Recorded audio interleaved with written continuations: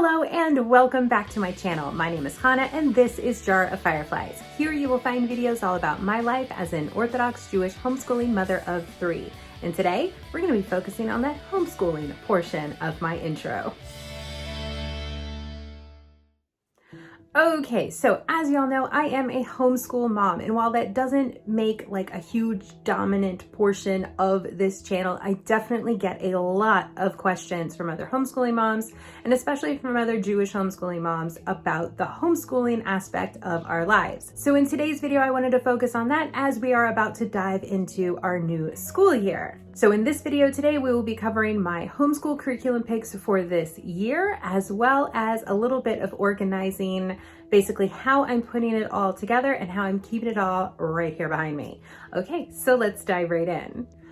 Okay, so I have definitely made a lot of changes in how I'm organizing stuff this year versus last year. I have added some new things in and taken some things out of our curriculum stuff, and we'll dive into that here shortly. But to start out with a little bit of the organization. So in past years, I have done a weekly checklist where I actually write down each and every little thing that we are going to be doing for homeschool that week. So, read chapter 8 in this book, or, read this page in this book and do this activity. Like each thing was actually written down. This year, I'm going to be following the curriculum very closely, the curriculum that we purchased, as well as certain curriculums that I've written and kind of put together for myself in our Judaic stuff. So I've put together a weekly checklist that's a little bit more generic. So here it is.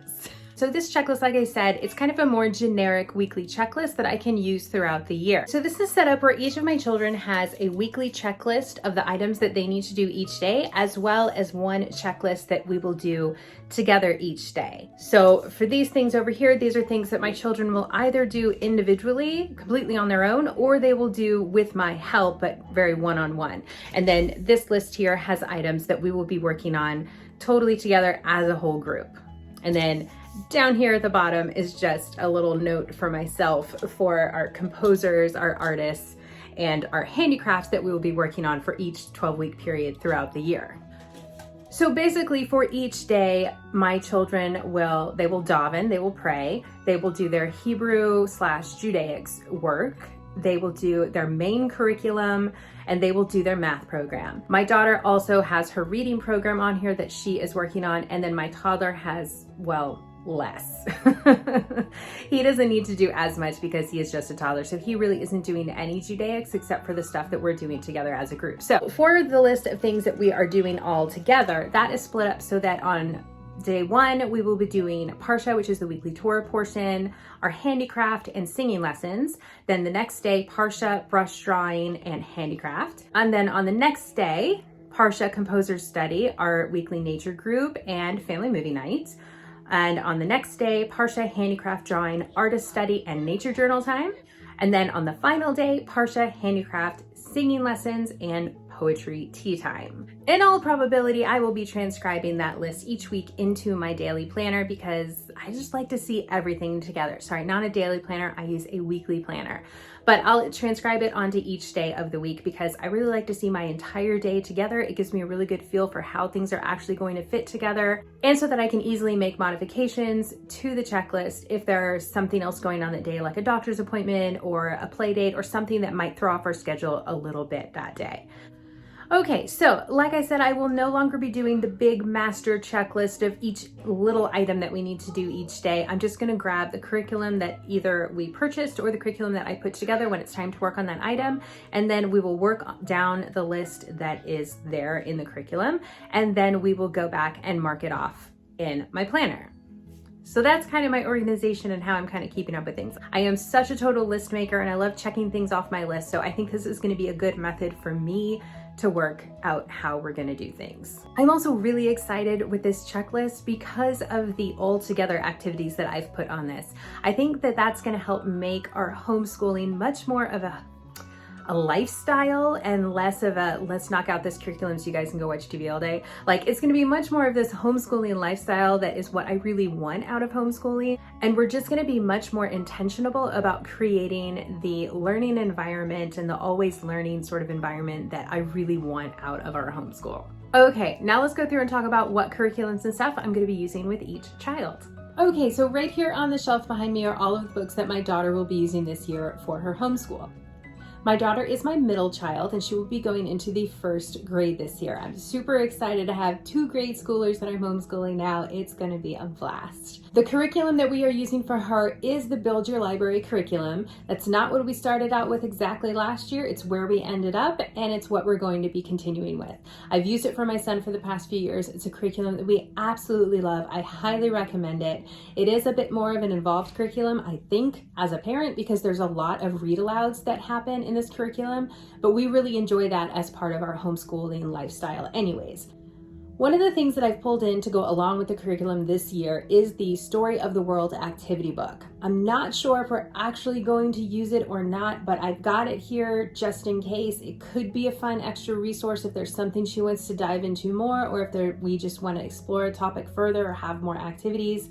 I don't really know. I haven't looked at the book a whole lot yet, but I have it and we're gonna see if we end up using that or not. I also have the Bob books that we may or may not be using this year. I haven't totally decided what to use for her to continue with her phonics learning.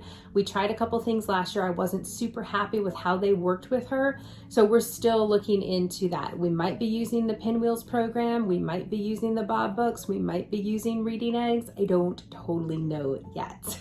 We're just gonna see how it goes. I'm not a huge fan of pushing reading on kids when they're too young. I definitely believe in waiting until they're ready, and I do know for at least last year my daughter really wasn't ready. So at this point, she reads a little bit, but definitely not very much, and I'm totally okay with that. But we've got a lot of options and a lot of resources, and I'm just gonna be experimenting this year and figuring out what I think is gonna be best for her. For Hebrew with my daughter, we're going to be starting with a book called Aleph Isn't Tough. It's the same book that I learned to read Hebrew on. It's the same book that I used for my son, and I'm super stoked to use it for my daughter. I think the program works really, really well and fairly quickly as far as getting that Hebrew reading out. Here's the Aleph Isn't Tough book. My daughter also has a songbook here. I've put these songbooks together for my kids, which songs that I want them to learn this year. They're a mix of folk songs and patriotic songs, and I'd like to add in some religious songs. I just haven't quite figured out which ones I want to put in there yet. But it's just a binder that I can easily add and subtract as often as I would like. And then I also have her book of centuries over here because this year she will be starting her book of centuries. So as I said, we are using the Build Your Library curriculum for her as her main curriculum. And then as part of that are also our narration cards, which I reprinted with new pictures just because I'm a little extra like that and laminated them. And those are staying on her shelf just because she has room there on her shelf for them. Okay, I'm sitting on the floor now, but we've moved down to the shelf right underneath the shelf where I'm keeping my daughter's books to the books that I have for my sons. So starting with my older son over here, he is going into the 3rd grade this year and he is continuing with the Build Your Library curriculum. Again, we totally love this curriculum. I'm excited to use it for another year. He also has his songbook and his book of centuries. This is the same book of centuries that my son has been working on for several years now. We will continue to add through this hopefully for all of his homeschooling career. So for Judaics, my son is using a couple of different things. One of them is the Bright Beginnings workbooks. We used one of these last year for my son. He finished book 1 last year. This is book 2. Happy to continue this. I think they're really, really great. And I don't know if I mentioned it for my daughter or not, but my daughter has the book 1 also. When she finishes learning Hebrew, she will start diving in to the Bright Beginnings book 1. I also have a couple of these script writing workbooks that were recommended by my friend Hannah, who is another YouTuber over at Jewish Education at Home. And these are just script handwriting workbooks. My son has started on these last year and he's just going to continue working on them this year. The other part of my son's Judaics are to be using these workbooks here. So this one is the textbook and this one is the workbook that goes with it. And these books basically go through learning Jewish law with my son. So I'm super excited to dive into these with him. I think I'll be learning a lot as well. Here in the middle, of course, I have our Rabbi Juraval books. We love using these for Parsha. Moving down here, I've got stuff for my toddler. Okay, my toddler is a toddler. He is 3.5. So he definitely does not need any formal schooling. In my opinion, I am not really a fan of formal education at young ages. However, he has told me that he really, really, really wants his own school. And I think that it will help him to be a little bit less disruptive while I'm trying to work with the older two if I spend 10 or 15 minutes a day working on some kind of school with him. So what I'm using for him is the Blossom and Root preschool curriculum. I used that with my daughter when she was saying the same things when she was 3 and 4 years old. So I'm excited to use this with my toddler now. It's a really fun, simple, easy program. We're not going to be doing it exactly as written. Basically what I've done is I've gone through and made a daily checklist of what I want to do from the curriculum. Her curriculum is set up where you kind of pick and choose based on how many days a week you want to do it anyways.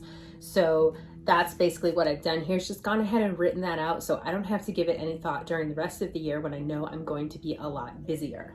Okay, now on to my cart. I've been just tucking this little cart right here next to my bookshelf, and this has a few important things that we are using for the school year. Let's dive in.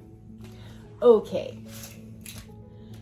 So right on top, these are the Parsha curriculum that I wrote for my kids. So basically what this consists of is breaking up these Rabbi Juraval books or other resources that I found online, like videos or coloring pages, things like that, just to make the Parsha more fun and bring it to them in a way that they can really understand it.